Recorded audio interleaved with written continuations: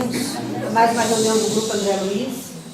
E hoje nós temos uma visita ilustre, depois a Rosana vai fazer a apresentação. Mas agora vamos à nossa prece, né? Não existem pessoas realmente más, ou são enfermas, ou não têm conhecimento da grande lei, de que recebemos exatamente aquilo que damos. Quem é enfermo precisa ser curado. Quem pratica o mal precisa ser elucidado. Mas, de modo algum, podemos agir com ódio e maldade. Procure ensinar aos outros pelo seu próprio exemplo, compreendendo que a maldade é uma situação transitória do homem. Então, fechando os nossos olhos, vamos elevar o nosso pensamento, agradecendo a Deus por essa oportunidade, agradecendo aos trabalhadores que chegaram aqui bem antes da gente, preparando esse ambiente para nós, deixando essa sala tão iluminada como ela está. E que Deus permita que no decorrer da reunião possamos captar todos os fluidos que serão derramados aqui, possamos, com a ajuda do nosso palestrante, compreender melhor os ensinamentos do Cristo, compreender melhor o Evangelho do Cristo, para que possamos, no decorrer dos nossos dias, ser uma extensão desses ensinamentos. Que os bons espíritos que aqui se encontram inspirem o nosso palestrante, inspire todos nós que aqui estamos, que possamos sair daqui muito mais fortalecidos, muito mais felizes e com o compromisso de fazer cada um que cruzar o nosso caminho tão felizes quanto nós mesmos. Que assim seja, que Deus nos abençoe. Boa noite a todos. É com grande alegria, né, que nós recebemos a todos aqui nesta noite para ouvirmos a palestra do nosso companheiro, né, que veio lá de Barra Bonita, o Roosevelt Andolfato Thiago. O Roosevelt, ele é autor de vários livros, né, escreve-se na área do comportamento humano, então os livros dele a gente tem lido, que são muito interessantes. O que veio anterior a esse foi o Se Não Houver Vento, Remy, que todos nós gostamos muito, e agora este, né, que é a terapia anti-queixa, que é o tema que ele vai falar hoje para nós. E o Roosevelt, como eu disse, é da cidade de Barra Bonita, e ele é palestrante há mais de 24 anos, ele é o presidente da AD, que é a Associação de Divulgadores do Espiritismo, e ele tem percorrido todo o Brasil, né, com palestras, com treinamentos, e ele é também o editor da Solidon, que é a editora que fez esse livro maravilhoso, esse papel, essa encadernação, que a gente ficou todo encantado, né? E também o Roosevelt, com a Jo, a esposa dele, querem o e-mail de todos nós para poder estar se comunicando com a gente. Então, quem não escreveu ainda, na saída tem uma prancheta lá na mesinha, que por favor colocar lá o e-mail para que a gente possa se comunicar com ele. Então, Roosevelt, com grande alegria que nós recebemos nessa noite, esse presente para nós, né, do movimento espírita aqui de Poços, da Casa das Samaritanas. Então, com a palavra, o nosso companheiro. Boa noite, companheiros espíritas, irmãos de ideal espírita. Que Jesus nos permita experimentar de sua paz. Antes das nossas reflexões, alguns agradecimentos. Aos companheiros que administram a condução desta casa e desta formação, responsáveis por estarmos aqui. Todas as vezes que observamos as pessoas lá fora, numa necessidade de transformação moral sobre todos os aspectos, e vemos as pessoas se reunindo para falar de Jesus ou das coisas correlatas à vida maior, isto é sempre uma oportunidade especial, e fazer parte dela eu agradeço. Agradeço a presença de todos aqui, que todas as vezes que nós deixamos de lado os nossos outros compromissos e priorizamos refletir sobre Jesus, isto é um sinal de amadurecimento moral. Agradeço a presença da minha companheira, que estando comigo numa constante cumplicidade, favorece as minhas viagens. Mas trabalhemos. Era uma manhã fria. Lembrava esta. Naturalmente outonal. E eu estava pensando a que deveria dedicar a minha atenção para o meu próximo trabalho, o meu próximo livro. Eu gostaria de escrever sobre algo diferente do que eu já houvera feito, mas deveria ser algo que fosse ao encontro das minhas necessidades pessoais, senão não as poderia escrever. Mas que fosse também ao encontro da necessidade da maioria das pessoas para que a obra fosse útil. Porque a grandeza de uma obra assenta-se inequivocamente na quantidade de pessoas beneficiadas por ela. Quanto maior a quantidade de pessoas beneficiadas, maior é, por assim dizer, a própria obra. Então eu pensei, mas eu confesso que não foi difícil chegar à conclusão de que falar sobre a queixa, a lamentação, a reclamação contra a vida ou a providência divina fosse algo inerente à vida da maioria de nós, porque nós reclamamos muito. Reclamamos muito o tempo todo de todas as coisas. Reclamamos da família, da sociedade, da humanidade, das pessoas. Se é perto ou longe demais, se está calor ou muito frio. Reclamamos tanto que, no nosso caso, eu concluo que reclamar já é social, já é cultural. Já estamos condicionados, viciados a ter esse comportamento de tal maneira que dificilmente conseguimos estabelecer um diálogo com alguém sem reclamar de alguma coisa. Reclamamos tanto que no nosso caso só pode ser social, é cultural. Os paralíticos reclamam porque não podem andar, quem anda diz que é longe. Os cegos reclamam porque não podem ver, os que veem reclamam porque não gosta daquilo que veem. Reclamamos até quando não temos assunto, percebeu já ou não? Você chega num lugar, fica um olhando para a cara do outro, não sabe como que falar, como começar um diálogo, como estabelecer uma conversa. É aquele silêncio estranho, um olhando para os outros, até que alguém diz assim: frio não?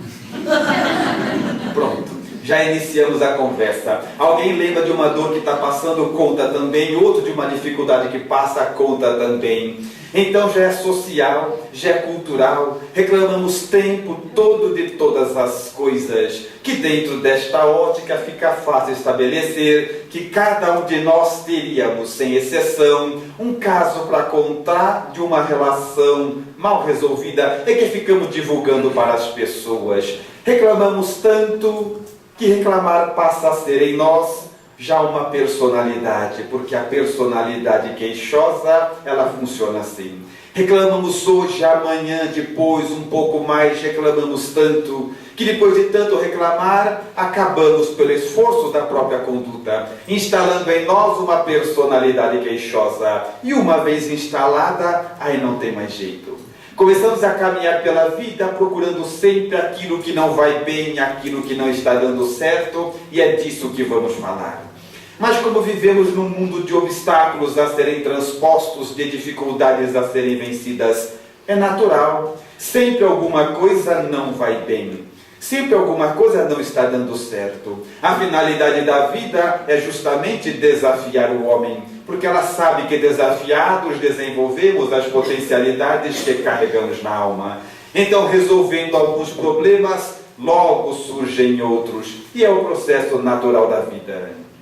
Mas reclamamos hoje, amanhã e depois um pouco mais. E quando menos percebemos, instalamos em nós a personalidade da queixa. Aí não tem mais jeito. E quem de nós não tem uma história para contar? Mas eu convido vocês a estabelecer na minha reflexão. Lembram do Natal? Não faz tanto tempo assim. O Natal, estão lembrados? Eram 5, 6 meses atrás. O Natal é uma época mágica, é uma época especial, ninguém esquece por causa disso. Todo mundo fica estranho no Natal, percebeu? As pessoas, o comércio, a cidade, a televisão, todos passam programa de Natal, enfeitam a loja para Natal. Natal é uma época tão especial. É tão especial que isso nos envolve, nos comove e nós ficamos estranhos. A cidade fica estranha, as pessoas, emotivados pela presença de Jesus, nós ficamos estranhos. Tão estranho que a gente só pensa naquilo. É Jesus de manhã, Jesus de tarde, é Jesus de noite, e nem lembramos que Papai Noel existe. É Jesus, Jesus, Jesus, e motivados por isso. O que nós queremos fazer? Caridade, bondade, ajudar as pessoas, nós ficamos estranhos. Para mostrar que a nossa alma está em festa, o que a gente quer fazer? Mais festa. Então arrumamos tudo, enfeitamos a nossa casa, convidamos para passar a noite de Natal os parentes, os amigos, os irmãos, uma situação muito justa. Afinal de contas, ficamos o ano inteiro falando bem uns dos outros. Então é justo no final do ano nos juntarmos para comemorar o espírito cristão, a situação messiânica que nos envolve. Então queremos fazer festa. Penduramos coisas pelas paredes, providenciamos comidas e bebidas especiais. Tudo fica girando em torno do Natal. Tomamos de uma grande árvore, levamos para casa, enfeitamos a nossa árvore, ao pé dela enchemos de presente. Se for pouco, a gente compra até para quem não gosta. O importante é ter bastante presente, as pessoas veem e vão ver que a gente está bem. Arrumamos tudo e quando tudo está enfeitado e pronto para receber as pessoas, falta apenas o grande final. Em Poços de Caldas tem loja de 99. Aí você vai na loja de 99 e compra aquela caixa, vem 1000 pisca-pisca, leva para casa. Chegando na sua casa, quando se abre a embalagem, o primeiro susto é igual em todo mundo, a gente fica pensando quem que arrumou tudo aquilo ali, porque depois que você tirar, nunca mais ninguém põe. Mas você não se permite abater. É o pensamento em Jesus, a ânsia de receber as pessoas, de ter aquelas conversas fraternais a noite inteira de Natal. Então arrumamos tudo e quando tudo ficar pronto, aí ligamos na tomada. Segunda surpresa. Pelo menos uma lâmpada já não acende. Mas também você vai comprar pisca-pisca em loja de R$ 1,99 de mundo de expiações e provas. Uma já não acende. Mas o importante é não se permitir abater. Arrumamos tudo e no dia marcado, à noite de Natal, começam a chegar as pessoas. Quem chega primeiro? As tias. As tias vão antes, elas têm o sobrinho e não sabem o que fazer com eles. As tias vão antes e vão levando aqueles sobrinhos, aquelas crianças que você adora. Adora porque é espírita. Ela chega na sua casa, as crianças entram na frente e vão desmontando toda a festa que você montou. Mas 30 segundos depois a sua tia olha para a sua árvore de Natal e fala assim: ah lá, ó, tem uma que não acendeu, ó. E das 999 lâmpadas que estão ali firme piscando, ninguém questiona coisa alguma. Do ponto de vista moral e espiritual, a mesma coisa ocorre conosco, porque todos nós aqui reunidos, sem exceção, todos nós teríamos hoje uma ou duas, ou um pequeno conjunto de razões que justificasse reclamarmos da vida. Quem não tem? Quem não tem alguma coisa? Quem não tem uma esposa histérica, um marido alcoólatra, um filho com problema? Quem não passa pela falência de dinheiro ou de saúde? Todos nós, sem exceção, teríamos uma razão ou duas, ou um pequeno conjunto delas, que justificasse reclamarmos da vida. Mesmo assim, todos nós, sem exceção, da mesma forma, teríamos uma lista muito maior de situações agradáveis a agradecer, situações positivadas que envolvem a nossa vida e justificam uma vida melhor. Mas disso nos esquecemos. Tanto é que quando estamos na rua e alguém pergunta como vai, a gente responde indo, levando, tocando, empurrando com a barriga do jeito que Deus quer. E Deus não quer nada, porque se quisesse Ele vinha e fazia. É Deus, Ele simplesmente permite, Ele simplesmente ama. Então todos nós aqui, sem nenhuma exceção, teríamos uma lista muito maior de situações a agradecer, mas disso nos esquecemos. Somos espíritas, e a doutrina espírita, se bem estudada, tira de nós o medo da vida, tanto quanto furta o medo da morte. Nós temos uma casa para voltar ao término desta reunião, uma casa boa ou nem tanto, mas uma adequada às nossas necessidades de experiências aqui na Terra. Podemos ver, andar, ouvir, pensamos com clareza, mas se um ou dois, por algumas razões dessa, não estiverem como desejamos, é dela que vamos falar. Então já é social, é cultural. Já estamos viciados e condicionados a reclamar da vida, então fazemos isso o tempo todo e por qualquer coisa. Mas para observar o que tem o Evangelho de Jesus a nos agregar com relação a esta ótica, encontramos nele, atribuído a Jesus, uma passagem sine qua non. Lá está escrito assim: de que ninguém possui uma cruz mais pesada, cujos ombros não tenham força para suportar. O Evangelho diz que se você tem um problema, é porque tem força, tem vitalidade para resolver esse problema. O Evangelho diz que se a sua cruz é pesada, é porque o seu ombro é forte. Mas na vida real, na vida prática, não é assim que ocorre. Algumas vezes somos expostos a problemas tão grandes, mas tão grandes que achamos que não vamos aguentar. E muitos não aguentam, sucumbem, entregam-se aos corredores sombrios da loucura, tornam-se alienados pela obsessão, chegam alguns às portas do suicídio. Mas o Evangelho não poderia equivocar-se. E se ele diz que se você tem problema, é porque tem vitalidade e força para resolvê-lo, é porque é real. Mas para entendermos esta diferença, este axioma, porque o Evangelho diz alguma coisa e na nossa vida vemos outra, eu convido os amigos a novamente levar o pensamento à questão da queixa. Porque o que ocorre é que nós reclamamos muito o tempo todo. Visualize a existência de uma caixa d'água. Imagine uma caixa d'água e um cano que evidentemente a abasteça de água. Mas uma caixa d'água que está trincada, está vazando. Por mais que o cano a abasteça de água, ela nunca vai estar cheia, porque está trincada, está vazando. A mesma coisa acontece conosco. Nós chegamos à casa espírita com os nossos problemas e nos submetemos aos tratamentos que ela oferece. Ao estudo, aos passes, à palestra e assim por diante, nos abastecemos. Quando nos abastecemos e saímos daqui, vamos reclamando da vida, obra grandiosa de Deus. Aí vazamos tudo aquilo que viemos aqui a adquirir. E quando os problemas grandes aparecem, aí estamos enfraquecidos demais. Ou mesmo nas nossas casas, nos fechamos na oração e pedimos luz e o Senhor atende. É quando nos abastecemos no momento seguinte.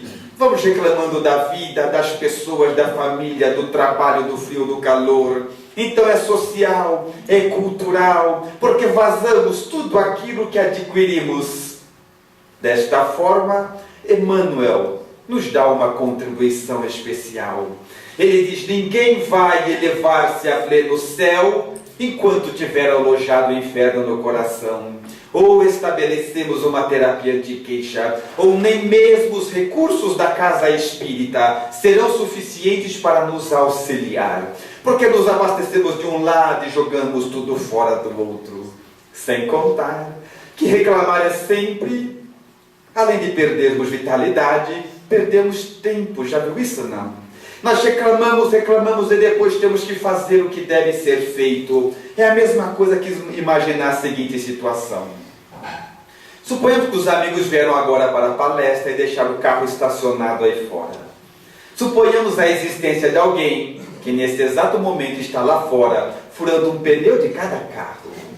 Quando acabar a palestra e os amigos forem embora, o primeiro vai chegar e vai xingar o carro. O segundo vai chegar e vai chutar o carro. O terceiro vai chegar e vai trocar o pneu. A proposta é essa: troca de uma vez, espírita, e passa com dignidade. Porque a finalidade da vida sempre será de desafiar o homem.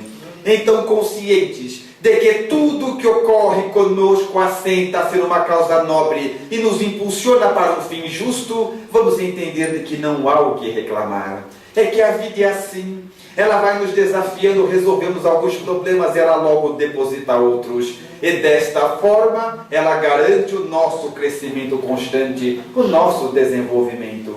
Se não fossem os nossos problemas, com certeza, estaremos ainda hoje nas cavernas. Só saímos de lá e chegamos aqui porque vamos resolvendo os nossos problemas. Então, quando falamos que vivemos num mundo de provas e expiações, a maioria de nós, porque espírita ainda estuda menos que o mínimo necessário, nós achamos que prova e expiação são só os grandes acontecimentos da vida, as catástrofes, os terremotos, as grandes situações, mas não são.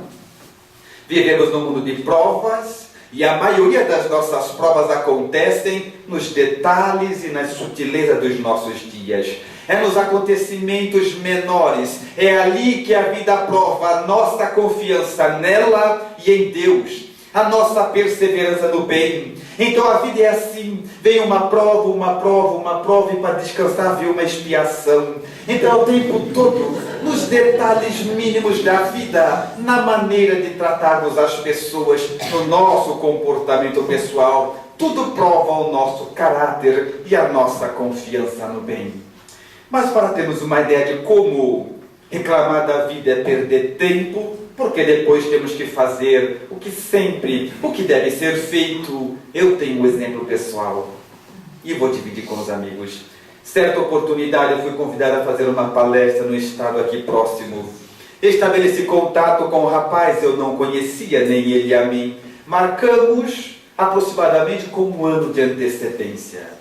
Mas 2 dias antes da minha viagem, ele me ligou e disse: Roosevelt, façamos o seguinte, já que você vem para o nosso estado pela primeira vez, não conhece nada nem ninguém, ao invés de ficar nos hotéis, fica em casa. A minha casa é grande, é eu, minha esposa, mais ninguém. Os filhos, um casou, um viajou, estamos a sós. Fica em casa.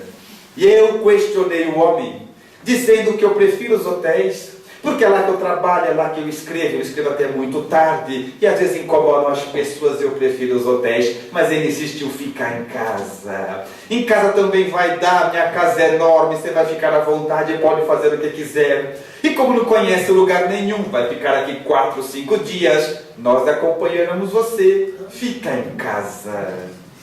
E eu aceitei. No dia seguinte, viajei para lá. Mas a viagem era longa e cheguei lá tarde da noite, pouco contato tivemos, nos apresentamos e fomos dormir. No outro dia, pela manhã, seria o nosso primeiro encontro, tecnicamente falando. Eu e o casal apenas. Uma casa verdadeiramente grande, uma mesa de café da manhã muito bem posta. Realmente eles tinham estrutura para receber qualquer pessoa, mas aquele constrangimento inicial... Eu não os conhecia, nem eles a mim. Ninguém sabia o que falar, como iniciar um diálogo. Aquele silêncio estranho. Até que o rapaz, o dono da casa, para quebrar o silêncio e na melhor das intenções, ele olhou para uma janela lateral que dava acesso ao pátio da família e disse assim para mim: Roosevelt, pena que hoje vai ter pouca gente no centro, porque vai chover. A mulher dele, impulsionada ao menos pela curiosidade, olhou para a mesma janela e disse: não, hoje não chove. Ele disse: chove. Chove porque sempre que eu digo que chove, chove. Ela disse: não. Sempre que você diz que chove, nunca chove. Ele disse: chove, não chove. Chove, não chove. Claro que chove, não chove. Um deles olhou para mim e falou: Roosevelt, chove ou não chove? Eu pensei rapidamente, eu disse: o que é que eu faço? Acabei de chegar. Brigo com ele ou brigo com ela? E o que é pior, tinha 4 dias para ficar lá em preparação. Eu não sabia o que fazer, não queria piorar a situação, até porque não ia mudar nada. Porque no centro eu ia, nem se fosse um dilúvio, eu ia falar para quem estivesse lá. Então é social, é cultural. Nós reclamamos porque estamos viciados em reclamar. Reclamamos e depois temos que fazer o que deve ser feito. E para piorar a situação, agora eu tinha o casal na minha frente parado esperando uma resposta que eu não sabia qual dar.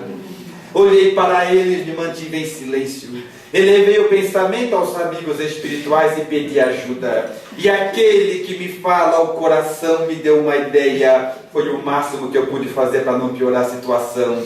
Eu olhei para o casal e disse assim: ó, daqui para cá chove. Eu ia fazer o que? Brigar? Não, tinha acabado de chegar. Daqui para cá vai ser uma secura só. Então nós fazemos assim.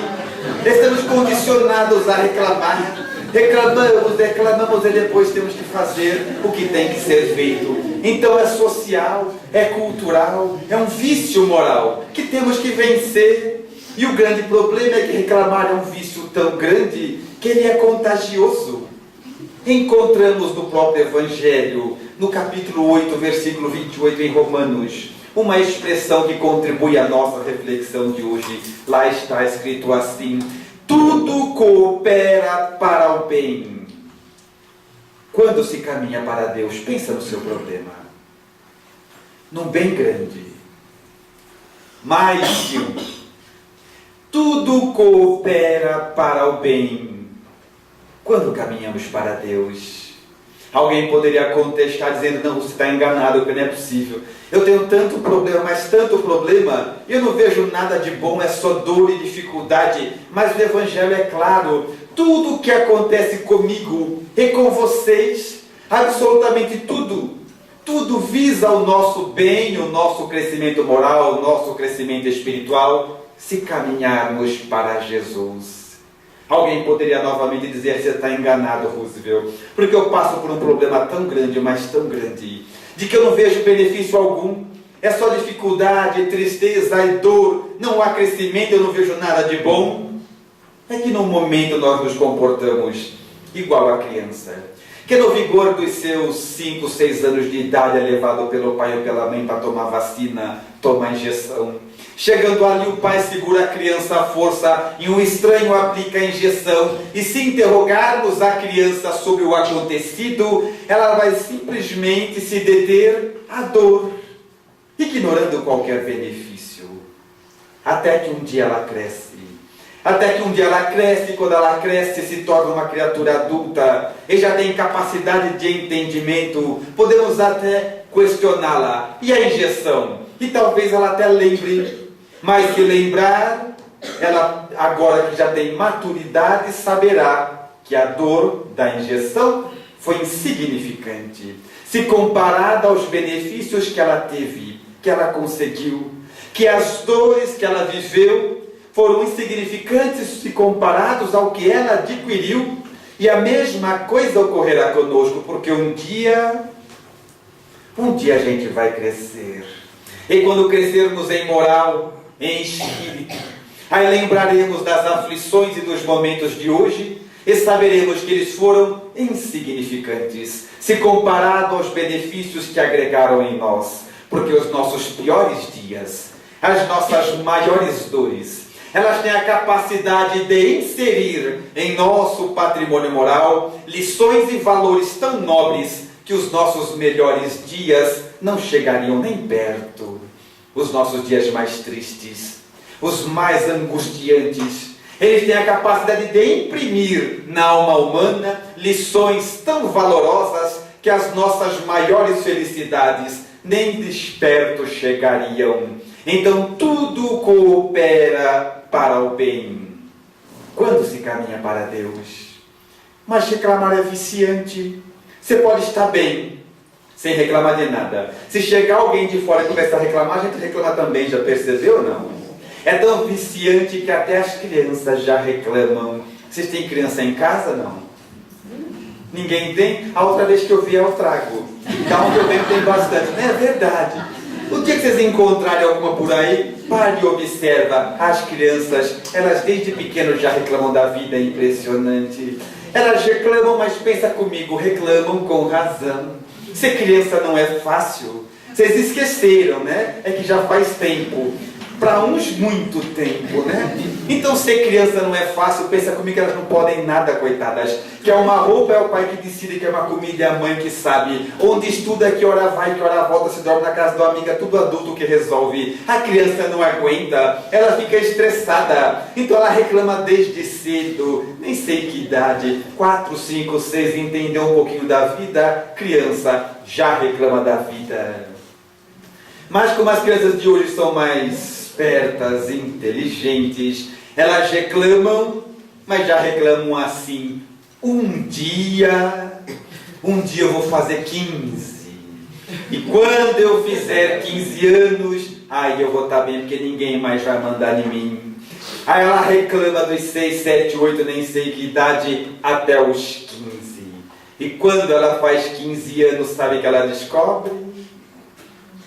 Descobre que 15 anos ninguém merece. Porque pensa comigo, com 15 anos ela não é mais criança, mas também não é adulto. Então com 15 anos ela é um negócio. Ela é um negócio e agora os brinquedos que ela quer são brinquedos mais caros, celulares, de uma coisa muito mais difícil. Com 15 anos agora já é mocinha, é mocinho, quer namorar. Mas quer namorar, mas não tem carro, não tem dinheiro, não tem nada. Então ela aprende que o amor é lindo, mas andar a pé cansa e a chuva molha. Ela fala 15 anos é o inferno, ninguém merece. Mas quando eu fizer 21, aí eu já vou estar bem. Com 21 minha vida já vai estar bem. Aí ela reclama dos 15 aos 21. E quando faz 21, sabe o que ela descobre? 21 é um inferno, gente. Porque pensa comigo, com 21 o negócio é o seguinte: se você ainda não entrou na faculdade, já devia. Então, ou você trabalha, estuda, ou estuda o dia inteiro, que é muito pior. Aos 21, ela já tem namorado, namorada. O que não tem é tempo para dar a atenção que ele pede. Porque se por um lado está ele, o namorado, pelo outro lado, o pai e a mãe. E o pai diz: vai meu filho, estuda meu filho, é agora ou nunca, nunca mais recupera esse tempo. Estuda, trabalha, se dedica, vai meu filho, faz o máximo. E as mães dizem: vai meu filho, vai minha filha, trabalha, se dedica, se empenha, agora ou nunca meu filho, vai. Ou vai ficar que nem teu pai. Vai meu filho, se dedica. E aos 21 anos ele tem que correr para lá e para cá, fazer tudo ao mesmo tempo. Ele diz: 21 ninguém merece, 21 anos é um inferno. Mas quando eu tiver uns 35 eu já estou bem. É o que é. Lá para os 35 minha vida já vai estar bem. Aí ele reclama dos 21 aos 35, e quando faz 35, sabe que ele descobre? Exatamente. Porque com 35 o negócio é assim: se você ainda não casou, já devia. Porque a gente tem data de vencimento para casar, percebeu ou não? Principalmente elas, as meninas. Deu 35 e não casou, aonde você chega, se é o assunto. Aí fica todo mundo assim: para você que está casado. Onde já sei que precisa casar, se não casar não pode, onde já sei que precisa casar. Aí a gente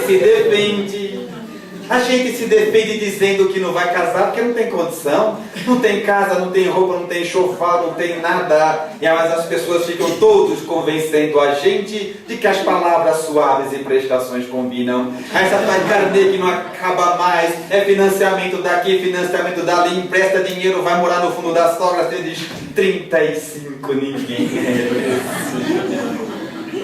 A minha sorte é que lá para os 45 eu já estou bem. Lá para os 45 minha vida já está bem.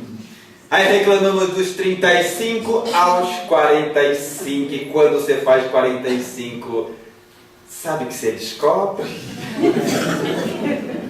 45 é o inferno. Porque pensa comigo, o negócio é o seguinte: o financiamento do carro você já acabou, da casa ainda não. Mas o grande problema é que com 45 já começaram a nascer os filhos. E agora o filho olha para sua cara e fala assim: não pedi para nascer, se vira. Você começa a pagar a conta dos filhos agora. Você fala 45, tem que trabalhar dobrado, não vai dar para parar, não vai ser fácil. Mas quando eu me aposentar, aí eu vou estar bem. Aí eu vou estar bem, porque a aposentadoria é tudo de bom, é ou não é? A antessala do paraíso, a ociosidade remunerada, é não fazer nada e ganhar. É tudo que a gente quer. Aí reclamamos dos 45 até na aposentadoria. E quando se aposenta, aí o processo inverso é diferente. Na aposentadoria o que acontece é mais ou menos assim: os primeiros meses de aposentado tem uma cara meio de férias. Você já viu isso ou não? Tá todo mundo com pressa e você tá com tempo. Já viu isso não? A pessoa tá correndo antes que o banco feche e você está pensando se vai levar o cachorrinho na praça antes ou depois do almoço. Então é um período especial, muito mágico, e a humanidade é paradoxal. Agora que você tem tempo na fila do banco, você pode passar na frente, é impressionante. Você nem precisa, mas já que é um direito a gente usa. Aí você passa aquele período especial, mas tão logo termine esse período mágico, lúdico, aí você cai na real. Aí você está aposentado, passou esse período, o negócio é mais ou menos assim. Ou você não está fazendo nada, ou você está fazendo tudo que não é seu. Porque todo mundo olha para você e fala assim, já que você não está fazendo nada, empurra as coisas para você fazer. Você fala, aposentado ninguém merece. Bom é quando eu era criança. E o processo inicia-se da mesma forma. Conclusão, ou estabelecemos uma terapia anti-queixa na situação em que nos encontramos, da maneira que estamos, porque quem reclama da vida em qualquer fase são aqueles que vão reclamar a vida toda, porque a vida sempre vai te desafiar, sempre vai colocar obstáculos à sua frente para garantir o nosso crescimento moral, o desenvolvimento das potencialidades que carregamos na alma. Mas esta obra, Terapia Anti-Queixa, ela tem o prefácio escrito pelo maestro João Carlos Martins, que é considerado hoje um dos maiores exemplos de superação do mundo. E a história dele é espelho para todos nós. Ele começou a tocar piano aos 8 anos de idade, aos 13 tinha uma carreira nacional. Aos 18, uma carreira internacional, sendo a ser considerado o melhor intérprete de Johann Sebastian Bach do mundo. Mas aos 26 anos, jogando bola com os amigos, ele caiu, levou um tombo à toa. Aos 26 anos, ele que era pianista, ele levou um tombo, caiu e machucou por acaso, porque acaso é o nome que a vida usa quando não deseja aparecer. Machucou justamente o quarto dedo da mão direita, que perdeu completamente o movimento.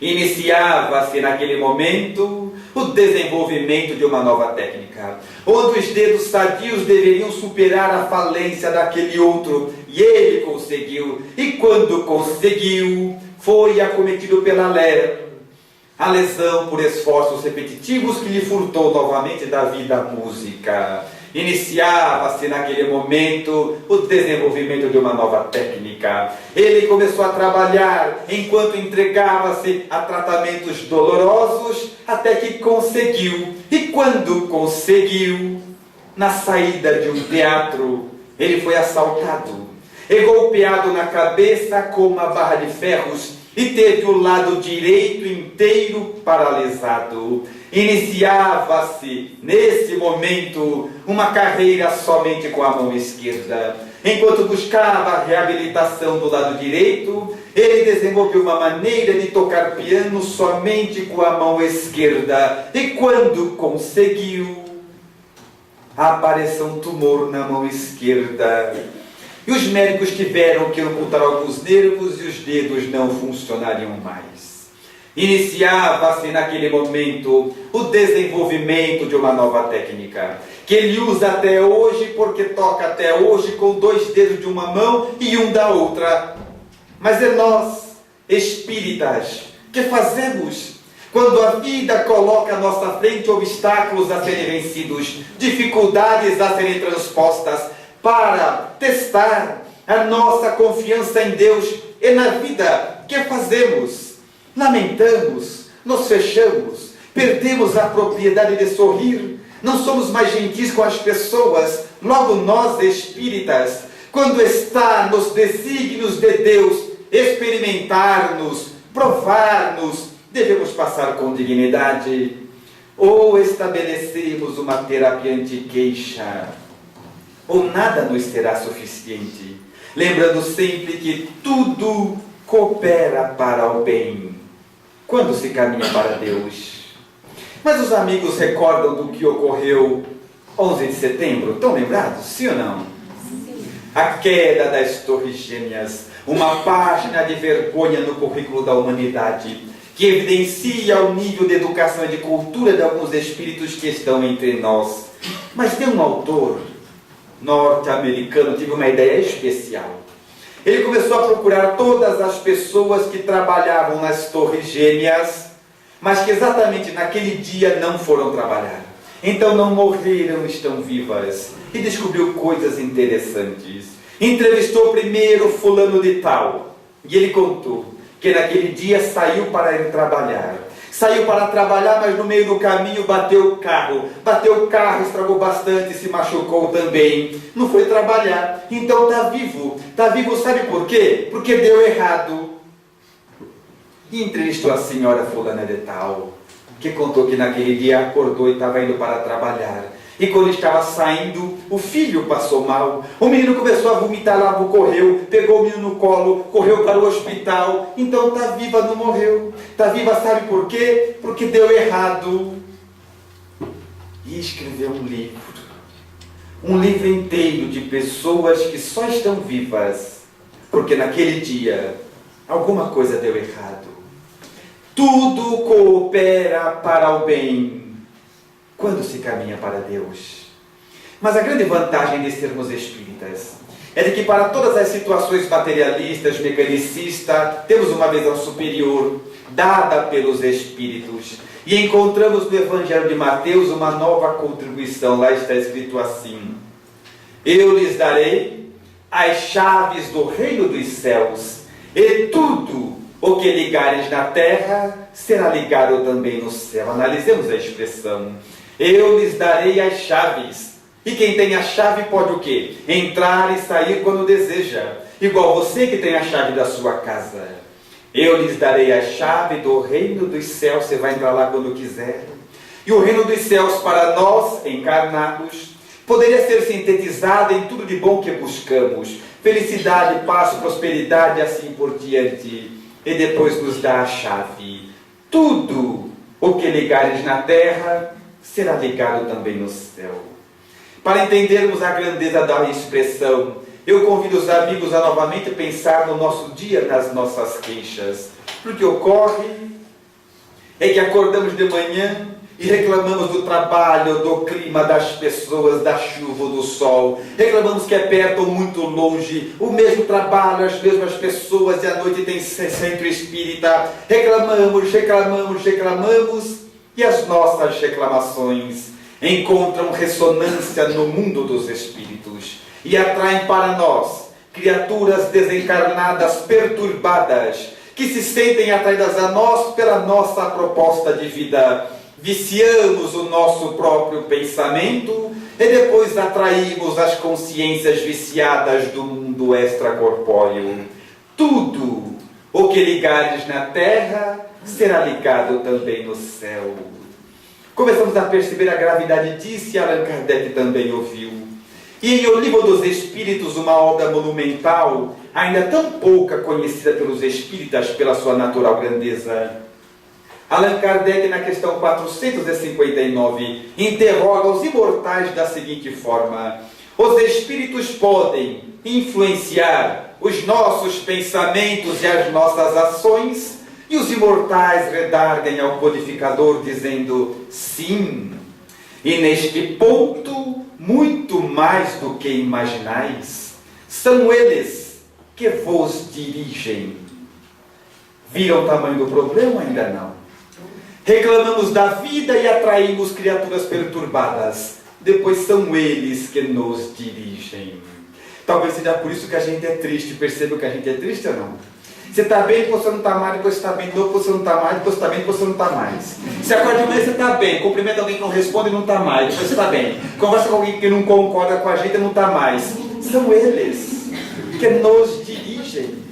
Allan Kardec, observando a gravidade na questão 467 da mesma obra já citada, ele diz: mas o homem não poderia livrar-se desses espíritos que os solicitam ao mal?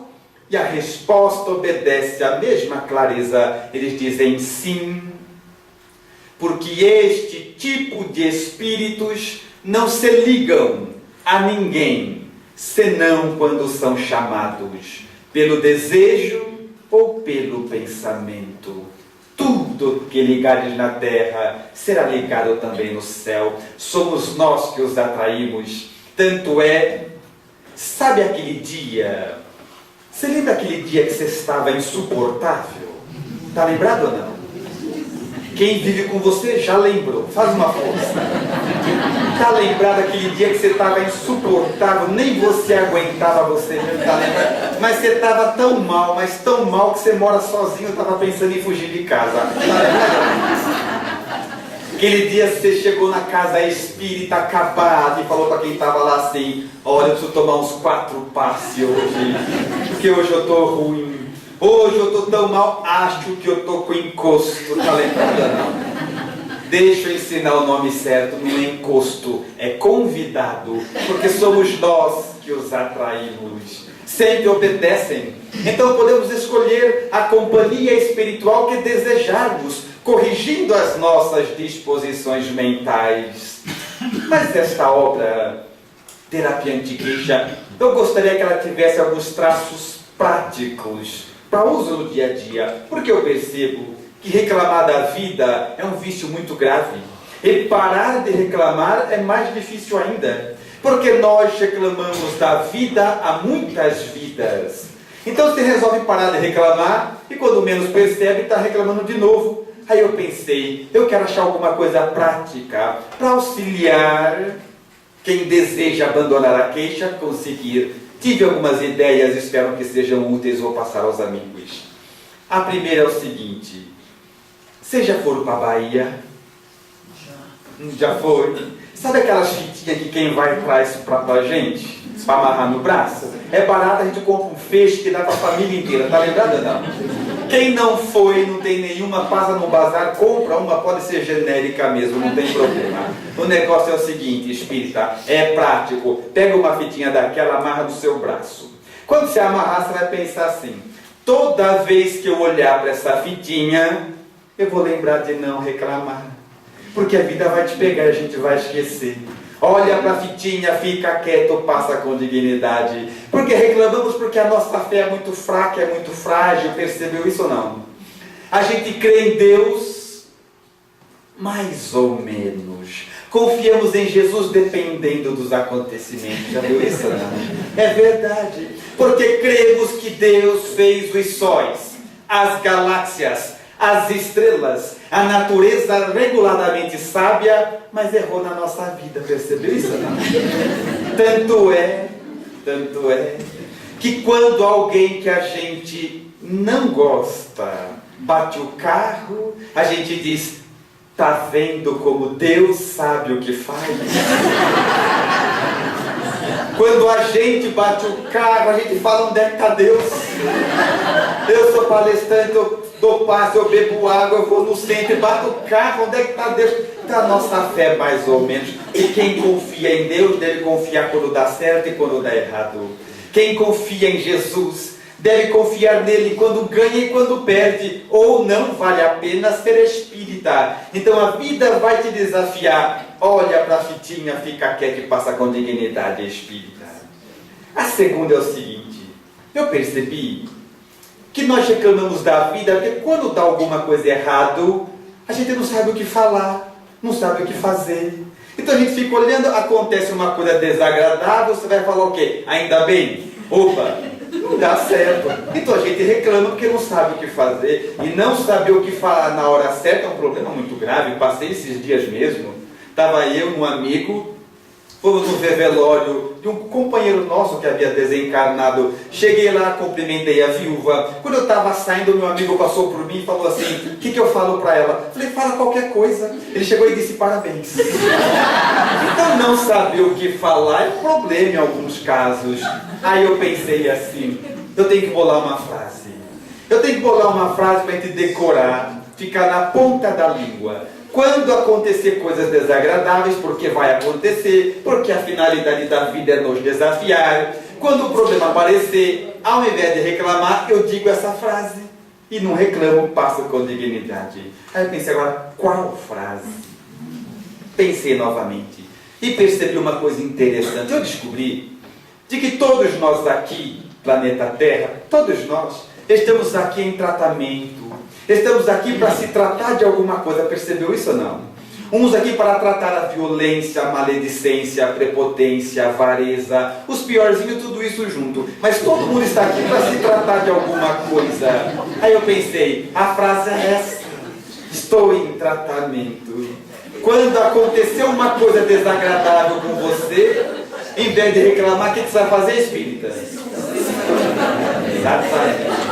O que você vai fazer para você memorizar a ideia? Vai na sua casa ou numa lan house, pega uma folha de sulfite e escreve: estou em tratamento. Imprima algumas cópias, poucas, mas 40. Aí você põe assim, no seu quarto, na cozinha, no banheiro, na sala, no seu carro, no ambiente de trabalho, todo lugar. A vida desafiou você, o que você diz? E passa com dignidade. Mas eu vi que lá no fundo umas pessoas não falaram, acho que eu não consegui ser muito claro. É a falência daquele que vos fala. Eu vou tentar fazer melhor. Vamos lá, do ponto de vista prático agora. Vai, espírita.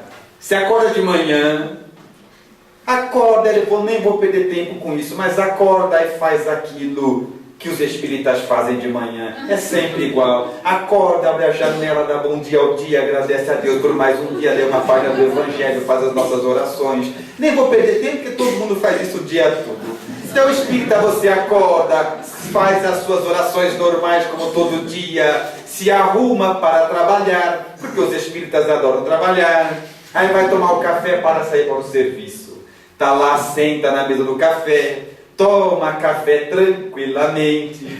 Quando olha para o relógio, está na hora de sair. Como a finalidade da vida é te pegar, o que acontece? Você derruba a xícara de café na própria roupa. O que você diz, espírito? Você diz: estou em tratamento. Levanta da mesa sem xingar, sem empurrar a cadeira. Vai para o quarto, abre o guarda-roupa. Tira a roupa suja, pega uma roupa limpa, veste, fecha a porta do guarda-roupa sem bater, que você está em tratamento, e sai pela sua casa desejando um bom dia a todos e vai para o trabalho. É fácil ou não é, espírita? É fácil. Aí você vai trabalhar. Só que é o seguinte: como a finalidade da vida é te pegar, lembra que você, quando foi sair para o trabalho, teve que voltar a trocar de roupa? Então agora você está atrasado para o serviço, já esqueceu? Aí você vai atrasado para o trabalho. E quando nós chegamos atrasados no trabalho, quem é a primeira pessoa que a gente encontra? Chefe. Eu não sei se vocês já estudaram isso nessa casa, porque chefe tem uma mediunidade especial. Porque chefe é aquela criatura que chega cedo quando você chega tarde. E chega tarde sempre que você vai mais cedo. Então tá chegando no trabalho, dá de cara com seu chefe que ele não tá bem, e vai descontar em você todas as suas angústias. Ele diz assim: o nosso mundo está como está por esse tipo de exemplo, e a nossa empresa não se desenvolve por esse tipo de comportamento igual ao seu. E sabe o que você fala para o seu chefe? Nós vamos ficar bom nisso. Ele não vai entender nada, porque nem atestado você vai ter. Mas ele estou em tratamento. Pede desculpas, se predispõe a compensar o tempo perdido, porque é tua obrigação regular a tua hora, e vai trabalhar sem descontar nas pessoas ao lado, porque assim se comportam os espíritas. Trabalha o dia todo, no final do dia, 6 da tarde. 6 horas da tarde, você vai embora para sua casa. E é o horário que todo mundo vai embora para casa. Então você pega o ônibus circular, coletivo, lotado, horário do rush. É um calor humano, vocês já viram? A impressão que dá é que todo mundo combina para entrar junto. 37 pessoas por metro quadrado. Entra, todo mundo entra, é tão apertado. Estou falando por falar. Vocês não têm cara de quem anda de ônibus, não? Mas eu vou falar, já comecei. É tanta gente te apertando, é tanta gente que você pode até morrer. Não cai. É tanta gente que você morrer, você fica em pé do jeito que você está. Aí você viaja o trajeto todo e vai olhando sempre para o mesmo lado, não que você escolheu, é que foi o que deu. Esses lugares não mexem muito mais que a sobrancelha. Aí você vai viajando, olhando sempre para o mesmo lado, e de lá para cá, olhando para você, também tem alguém. Não que escolheu olhar para você, é que foi o que deu. Ela vai olhando para você com uma cara amarrada, fechada, triste de quem vai reclamar. Antes que ela reclame, o que você diz para ela, espírita? Ela não vai entender nada, mas você vai passar com dignidade mais um dia. Os espíritos vão olhar para você e dizer: esse que é dos meus, vamos ajudar, porque esse quer ir para frente. Porque são esses que eles querem auxiliar. Aos que arregaçam as mangas e se predispõem a construir um mundo melhor e uma vida melhor. Ou estabelecemos uma terapia de queixa, ou nem de perto chegaremos de entender a Jesus, de entender a Deus, que tem uma proposta dilatada, mas devemos entender sempre e primeiro que tudo, de que tudo que ocorre conosco sempre assenta-se numa causa nobre e nos impulsiona a um fim justo. Está tudo certo como está. Algumas provas são difíceis, eu sei, mas é assim que passamos por elas. É assim quando olhamos os grandes mártires que admiramos, como eles chegaram naquele estado, se não pelos mesmos caminhos nossos, porque foi nascendo e morrendo infinitas vezes, e cada um resolvendo seus problemas com dignidade, que a vida transforma uma mulher medíocre e leviana numa Joana de Ângeles. É nascendo e morrendo infinitas vezes, e cada um passando os problemas com dignidade, que a vida transforma um homem bruto e medíocre num Bezerra de Menezes. Então, se deu certo com eles, dará para nós também. Mas é necessário passar com dignidade, fazer uma terapia anti-queixa, fechar com Jesus. É olhar para si mesmo e dizer: quer saber de uma coisa? Eu não tenho mais nada para reclamar. Jesus, estou fechado com o Senhor. Pode me provar porque eu passo. Porque eu estou consciente de que se acontecer comigo é o melhor. A minha situação de saúde é a melhor, a financeira é a melhor. O lugar que vivo, as pessoas à minha volta, eu sei que tudo que acontece comigo, Jesus está comigo. E quem tem essa consciência, não há o que reclamar.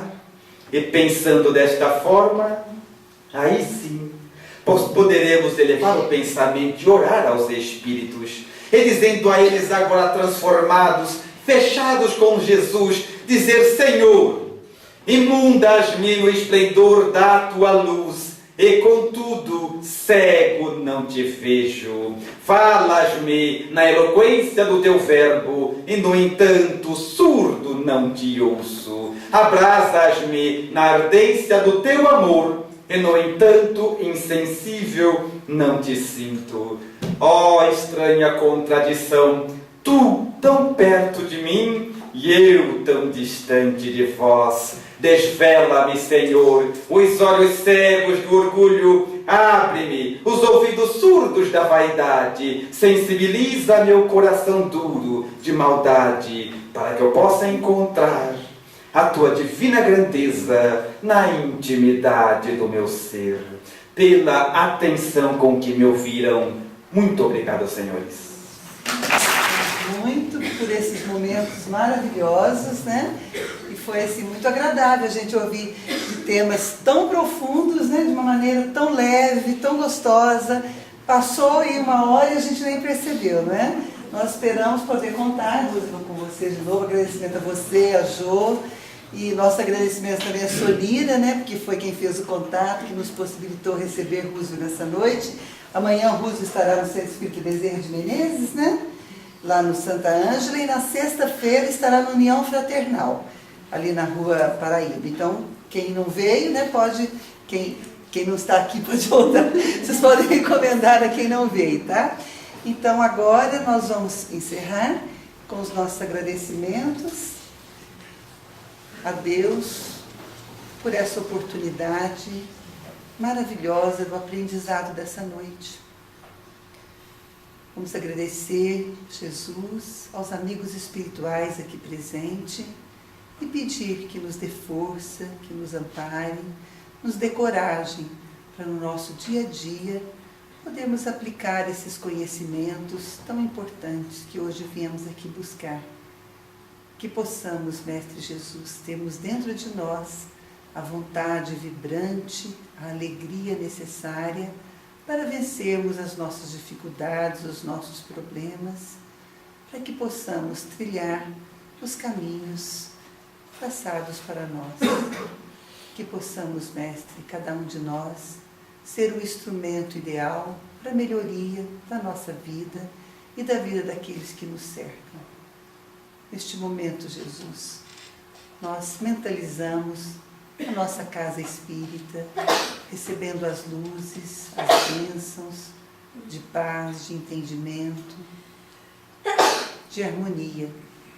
Mentalizamos também o nosso lar, todas as pessoas que lá vivem.